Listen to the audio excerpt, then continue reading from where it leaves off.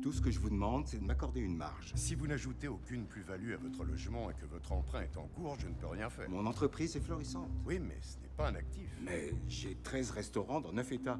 Pour lesquels vous avez emprunté. Bon, bah alors faites-moi un autre prêt. Les restaurants, vous en êtes propriétaire? Moi, personnellement? Oui, c'est bien votre entreprise, elle vous appartient. J'en suis le principal franchiseur. Et c'est moi qui ai permis cette croissance. C'est très bien tout ça, mais il vous faut de l'actif. Vous avez déjà mangé dans un McDonald's? Parce que j'en ai 3 ici, dans ce quartier de Chicago. Venez y faire un saut, vous verrez. C'est inutile. Non, non, non, venez. Je vous ferai visiter comme ça, vous verrez mieux de quoi je parle. Merci. Monsieur Croc? Je peux vous aider? Non, mais... il se pourrait que moi, je puisse vous aider. Harrison Bourne, enchanté. Non, merci. Nous sommes très satisfaits de nos fournisseurs. Je ne suis pas vendeur de crème glacée. Alors vous voulez quoi? J'ai surpris votre conversation à la banque. On dirait que vous avez des soucis d'ordre financier. Et si vous vous mêliez de vos affaires? Je suis un grand admirateur de votre entreprise. Merci. Je déjeune dans votre restaurant au moins 2 fois par semaine et c'est toujours bondé. Vous vouliez me dire? Monsieur Croc, si vous n'êtes pas déjà à la tête d'une petite fortune, c'est qu'il y a un gros problème. John, le livre des comptes, s'il vous plaît. Venez dans mon bureau, Harry.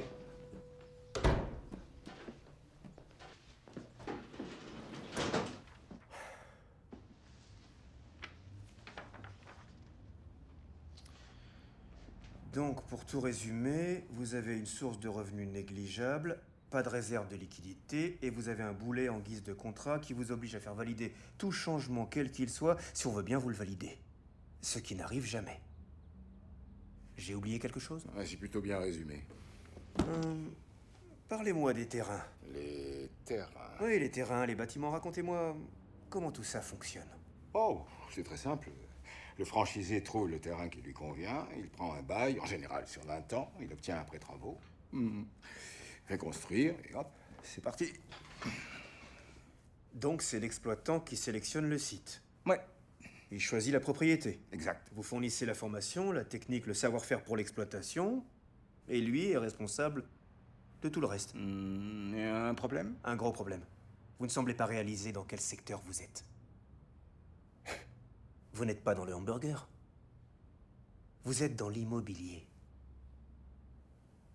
On ne bâtit pas un empire sur une part de 1,4% d'un hamburger qui coûte 15 cents. On le bâtit en possédant le terrain sur lequel ce hamburger est fait. Ce que je vous conseille dorénavant, c'est d'acheter des parcelles de terrain pour ensuite louer ces terrains à l'ensemble de vos franchisés qui auront une clause dans leur contrat stipulant qu'ils sont obligés de vous louer à vous et à personne d'autre. Ça vous garantira 2 choses. D'une, une source de revenus régulière et immédiate, vous encaissez avant même le premier coup de pioche. Et de 2, un capital plus important pour votre expansion, ce qui finira par financer d'autres acquisitions de terrain, ce qui sera favorable à votre expansion, etc., etc. Le terrain. C'est ça qui vous donne accès à l'argent. Et au-delà de ça, au contrôle. Le contrôle sur tous les franchisés. S'ils ne respectent pas les critères de qualité, vous résiliez le bail. Et le contrôle sur Dick et Mac.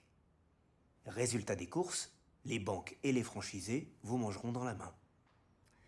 Si je me décidais à le faire, les 2 frères seraient... Mais ils seraient forcément... Oui.